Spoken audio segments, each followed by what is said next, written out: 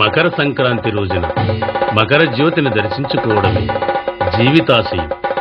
పంచభూతాలలో అగ్ని ఒక్కటే సత్యమైనది, ముఖ్యమైనది, పవిత్రమైనది, కల్పితం కానిది. ఆ జ్యోతి రూపమైన ధర్మశాస్త్రాన్ని దర్శించుకున్నటకు ఎంతో మంది భక్తులు మహాసముద్రంలాగా అక్కడికి చేరుకుంటారు.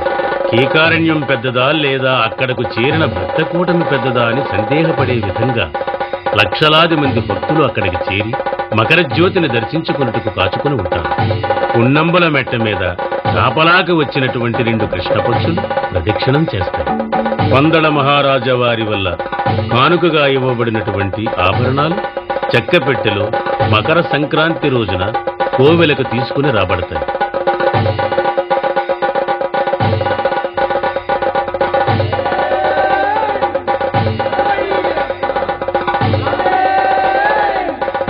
ఆ 3 చెక్కపెట్టెలు ఒకటి ధర్మశాస్త్ర యొక్క సన్నిధికి, మిగిలిన 2 పెట్టెలు మాళిగై పురత్తమ్మన్ సన్నిధికి తీసుకువెళ్లబడతాయి.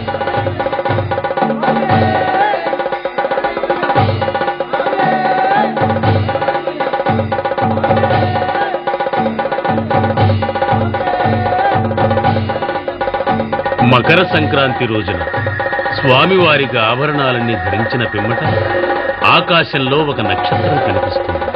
ఆభరణాలను స్వామివారికి అలంకరించి కర్పూర హారతి ఇచ్చినప్పుడు ఉన్నంబల మెట్ట యందు ధర్మశాస్త్ర జ్యోతి స్వరూపంలో దర్శనమిస్తారు.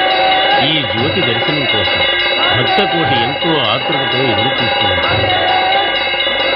జ్యోతి 3 సార్లు దర్శనమిస్తుంది. భక్తకోటి స్వామియే ఈ శరణమయ్యప్ప అని శరణఘోష పెడతారు.